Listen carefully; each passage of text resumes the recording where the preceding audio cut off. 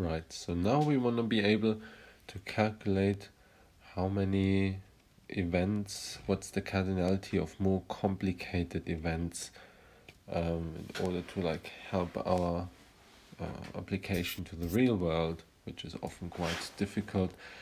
So what's the idea with combinatorics? For example, this one here, if you ever played Lotto before, you have to guess 6 out of 49 numbers right. And yeah, what are our chances? How many combinations are there? So we know our chances. There are, the probability that we win is the number of outcomes, the favorable divided by the number of total outcomes. But yeah, combinatorics helps us to calculate these numbers. They're a bit more tricky. And the one big analogy we always use here is colored balls in a bag.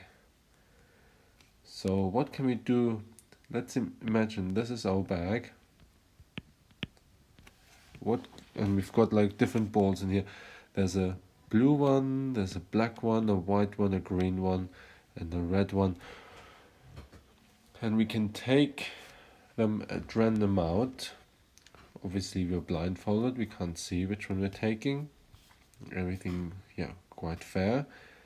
What can we do? We can either look at permutations, so the order matters, meaning it is important. First we got a red one out, second came the green one. This is distinct from first green and then red, so that would be called permutations. There's also combinations where the order is irrelevant. The main thing is we got a blue and a green. No one remembers in which order, but the most important thing is that we have those two. So these are distinct. Then we can also repeat or not repeat.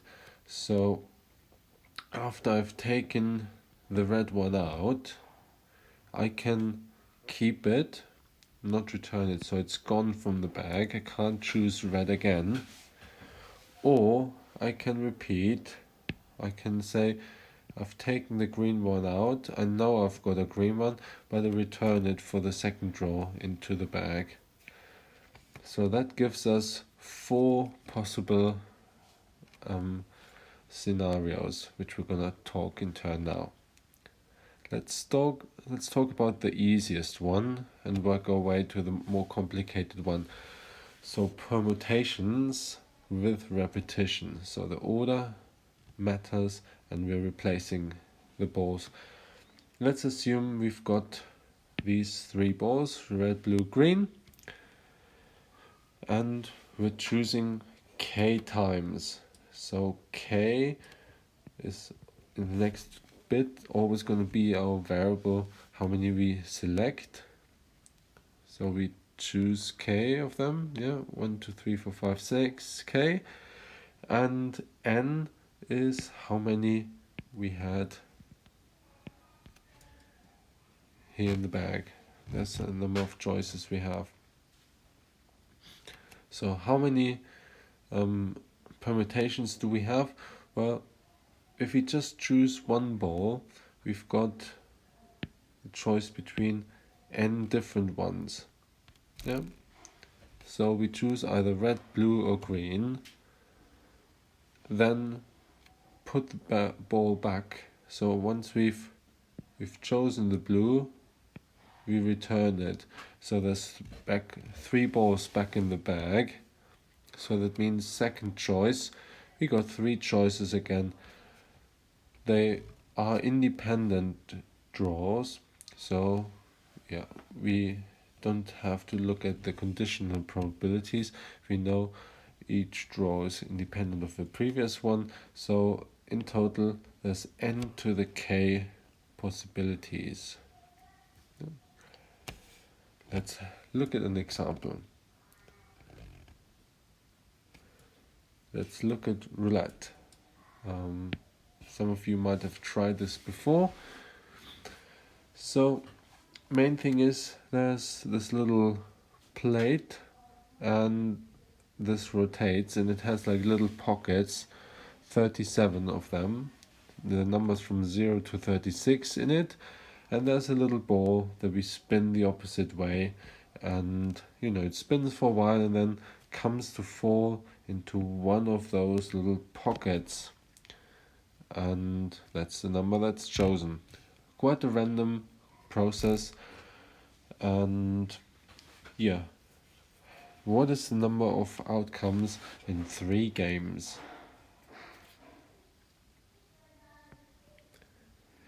Exactly. So we've got 37 numbers, 3 games, so it's 37 to the 3, giving us like 50,000 possible outcomes. Quite a large number. Okay, let's look at something different. Let's look at DNA. So, in a really, really simplified way, obviously, nature is a lot more complicated than this, but let's look at the human genome just as a sequence of 3 billion base pairs. Yeah, they're called A, C, T, and G, standing for like these different base pairs. And just theoretically, how many permutations could be built of those base pairs? Obviously, yeah, 4 to the power of 3 times 10 to the 9. So that's a number with like a billion zeros. So incredible. To calculate things like that, you might want to use MATLAB. That's like just this little triangle symbol to calculate numbers like that, or you use Excel, same thing there. Easy. Okay, what happens if we look at our permutations without repetition? So now we've taken the green out and we leave it out, and we leave the blue out, and then the white. Well, obviously, if I've got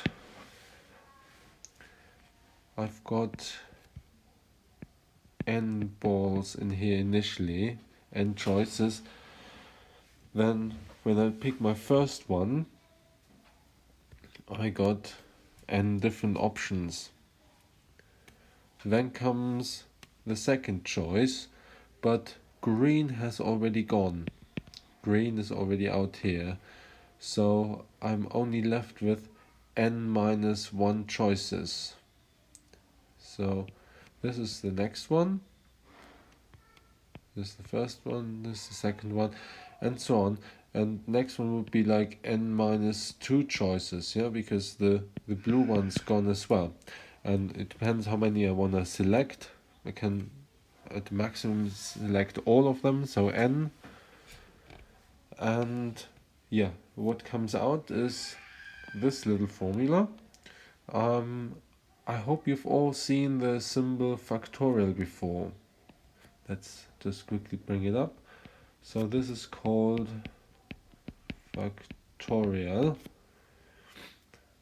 So something like n factorial stands for this product n times n minus 1 times n minus 2 and so on, times 3 times 2 times 1, all the way down. So for example, 4 factorial would just be 4 times 3 times 2 times 1, which is 24.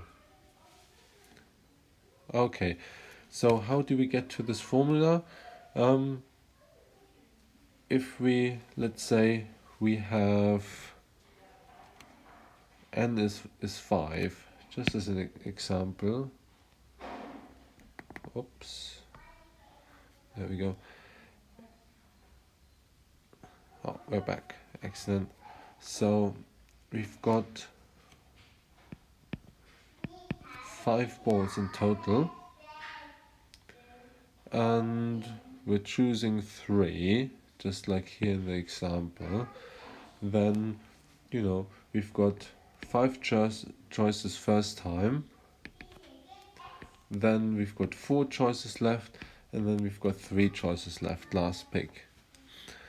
So yeah, how do we calculate this as a formula? I could calculate it by just saying this is 5 factorial. The problem is that 5 factorial also multiplies by 2.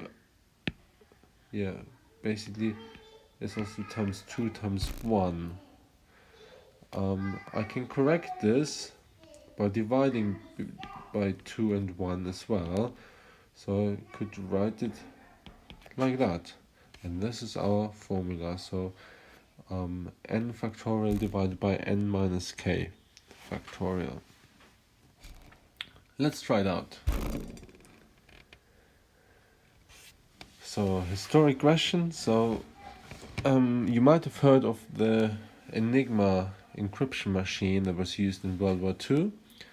And basically what it does, it's an elaborate way to swap letters.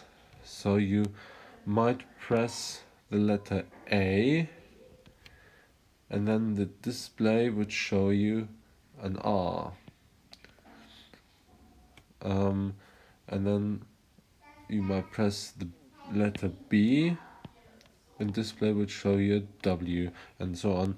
So each letter kind of gets swapped into another letter, so you scramble a message, so it's not legible anymore. The only condition is no letter can remain the original letter. So like a C can never stay a C, it has to become something different. We've got a 26 letter alphabet, so how many permutations are there?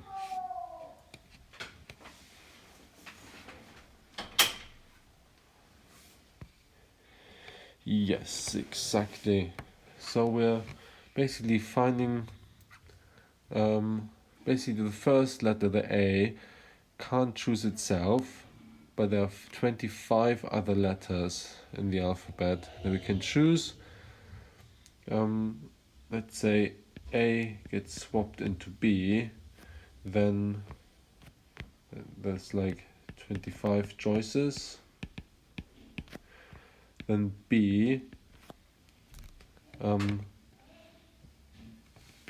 has like only 24 choices left, because B can't become B, so there's only 24 choices left.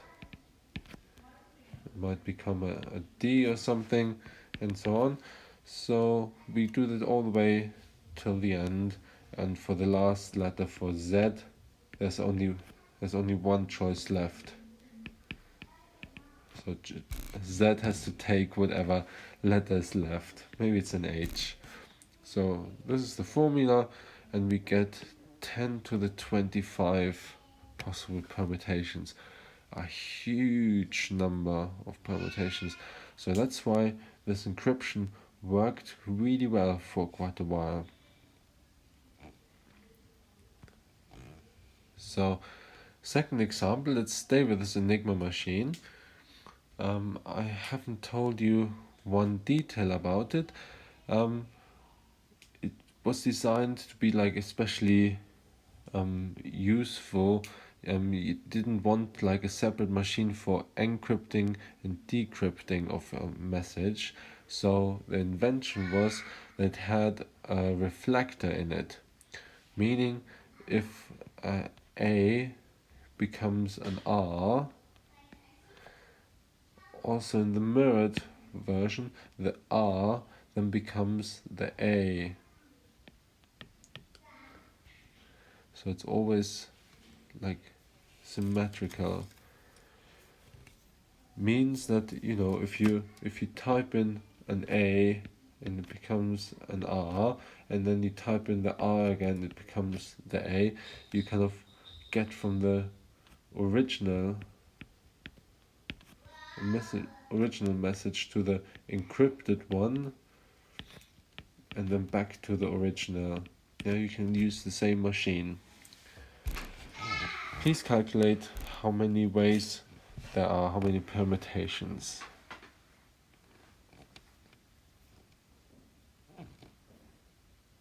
Exactly. So now it's a little bit more complicated. Basically it's the sequence here, 25 times 23 times 21 and so on.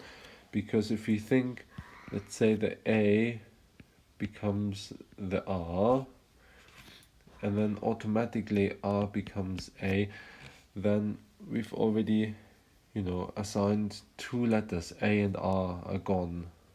So for the B, so here we had 25 choices.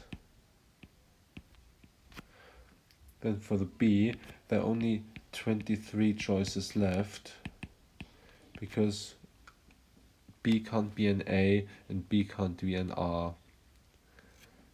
Yeah. A is impossible, R is impossible, yeah, and so on. That one's a bit more tricky to calculate, and there's a formula to calculate that sort of behavior. It's not super straightforward, but here is how you would calculate something like that. Effectively, if you spell it out, you get to this number, 8 times 10 to the 12. Still huge, but you might realize, now we've got a number with 12 zeros, whereas before we've had 25 zeros. So by introducing this reflector, we've lost a huge, absolutely huge amount of complexity in the system. That was like one of the reasons why the Allies managed to decipher the whole thing. Okay. If you want to calculate permutations, use the factorial formula or command in MATLAB. And if you want to have a list of all permutations, which can really fill a screen, so be careful what you put in, use the perms command. Excel works well as well. There's the permute or fact command. Okay, let's carry on with the combinations. So now we are not interested in order anymore, and we're not repeating. So we're just taking out, we've taken a green, we've taken a blue, we've taken a white. We don't know what order. Main thing is red and black are left in the bag. We can, here, how do we quantify how many combinations there are? And the easiest thing would be to first think of the whole thing as being permutations. So we can, in the first step, just imagine, okay, first was white, then green, then blue, white, green, blue. So that would give us the formula n equals n factorial divided by n minus k factorial. This is the permutations. But then obviously if we have if you're not interested in the order in which it happens, there are a lot less possibilities. So it also, whereas the permutations would count this one as a different one.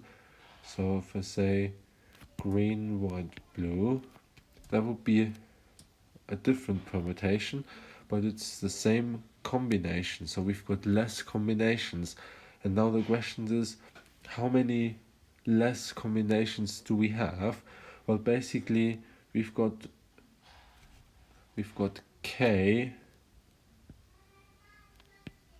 of these here, and we can swap them in any way. So basically we got a factor of 1 over k factorial ways we can arrange them. So for 3, that would be 1 over 6. Let's see if we can find them. So I can go white, green, blue, green, white, blue. I can go white, blue, green. I can go blue, white, green. I can go green, blue, white. And I can go blue, green, white. 1, 2, 3, 4, 5, 6. Yeah. So I've got here 3 factorial ways of arranging. Where the permutations would count them as separate ones, the combinations which we have here don't count them, so we have to introduce this factor 1 over k factorial. This is such an important and often used formula that it has its own symbol. It's given here like a big bracket, and at the top the number of possibilities, and the k, the number how many you choose at the bottom. You pronounce it n choose k. So you've got n balls, you choose k. Yeah. Let's have a look. And here we are back with Lotto, the German version of the lottery. You basically have 49 numbers and you can guess which 6 will be picked.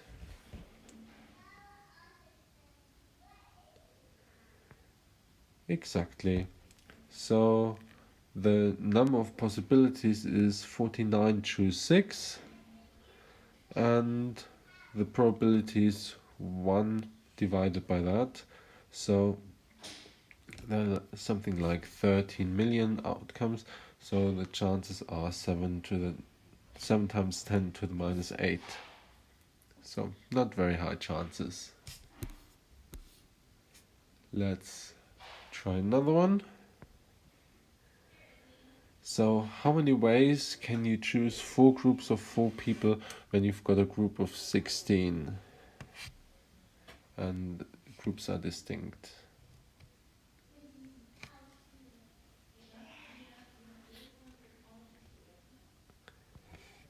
Exactly. So for the first group, you choose 4 people out of 16. This is group 1. Then this how many possibilities there are. 1820 is group 1. Then you've got 12 people left. You choose 4 again. There's group 2. And there's group 3. Then you're left with 4 people. They just form group 4. Okay. But still giving you something like 63 million ways of doing this. In MATLAB, the command is nChooseK, just like how you pronounce it, and you can use the combine nk command to display all combinations, but again, be careful. Excel gives you the combine command. Okay, that brings us to the last one, combinations with repetition. And this seems, at first glance, it seems easy. It seems like, oh, we're just doing the same thing over again. Basically, what do? We choose blue and then return it, and we choose red and then return it, and green and so on. And obviously, interestingly, we can choose the blue one twice, obviously, because it's been put back and we don't know the order. The temptation is now to say, oh, I know how that works. I just take the formula from before and divide by the number of permutations. I'll write it down, but don't be fooled, it's wrong. So I could say, okay, there's always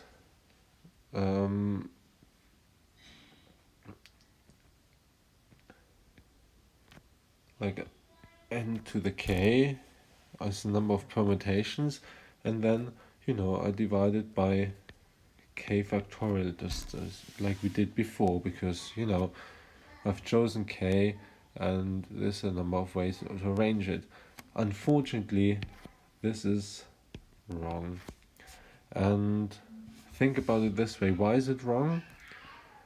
Let's look at the example. If you have the balls red, green, blue, and you choose 3, you could be given the combination red, blue, red, blue, green, alright. And obviously there are 6 different permutations of this. Yeah, I don't wanna write them all down, but there's like 6 permutations of this. So in that case, you'd be alright. You would get the right formula, yeah, with calculating this. But you could also happen to select red, red, red. 3 picks. You accidentally get 3 reds out of it. And how many permutations are there? Oh, there are no permutations. This is the only way. So we definitely can't correct by k factorial here, 3 factorial. This would be the wrong outcome. So this correction here would be dependent on the actual colors you get. So this approach kind of leads into nowhere, because everything kind of depends on everything. So we need a new way of thinking about it. And the best way to think about it is, if you've got k balls that you've selected, so you've got 1, 2, 3, 4 balls, like here at the bottom, and each red, green, and blue were in the bag, and you could have any number of any of those. But yeah, instead of think of permutations, you think oh, you had 3 different colors, so I separate them into the groups. So I've got 2 separators. I've got this one here that separates red from green, and this one here that separates green from blue, and they can be at any position. They could be here, or here, or here, or here, or here. Yeah, they could be at any position within the sequence of balls. So then suddenly you get k separators out of n plus k minus 1 positions. Yeah, with 4 balls and 2 separators, there's 6 positions.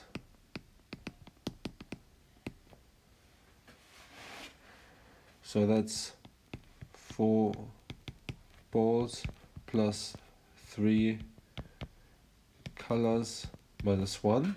Yeah, that's this formula, n plus k minus 1. And amongst these 6 positions, you can then either place the 4 balls, or place the 2 separators. That's symmetrical and leads to the same result. So that's the way to see it. And sometimes people use this symbol here, like the double binomial coefficient, to account for that. Okay, let's have a go at this. every year in March, there's the boat race between Oxford and Cambridge. You might have heard of it, or you might have seen it on television. Basically, 2018 there have been 164 races, and Cambridge has won 83 times, Oxford 80 times, and there was one dead heat. What I'm interested in is now, how many different results like that could there have been theoretically if we kind of disregard the dead heats?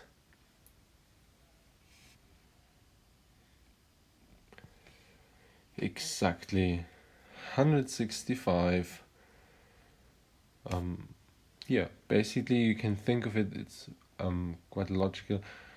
Let's think of Oxford. Oxford could have won 0 times, 0 times, or 1 time or 2 times, or all 164 times. So that's 165 different outcomes. Basically, here we've got, in our little analogy, we've got two balls, a win and a loose ball. Yeah, two balls. We have 164 draws, so it's n2 plus 164 minus 1, and we're thinking with like two balls we either got one separator or we have 164 positions. It's the same formula, it's symmetrical, so outcome is 165. Okay, if we now include the dead heats, how does everything change?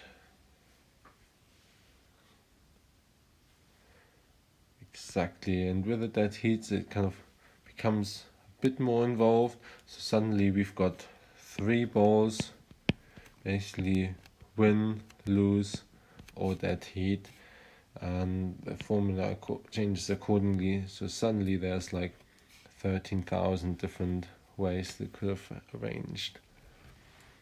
Excellent. Let's do a last example.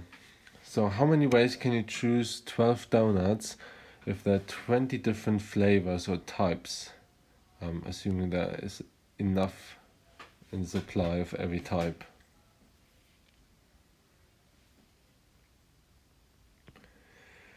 Exactly, same formula again. So here's k plus n minus 1, and we get a pretty large number of donut selections. Cool, brilliant. Using MATLAB, especially for large numbers, you just put the n plus k minus 1 in the n choose k formula, and you've got the outcome. Same in Excel, there's not a separate command for it. Okay, perfect. So I hope you got the gist how everything works in these 4 categories. I've added on the slides a section with like mixed questions. There's like 4 different exercises. I don't want to like talk you through them. You've got the slides online on Moodle as well, and you see the solutions. So just have a look at them if you're interested. Alright, thanks for your attention and see you next week.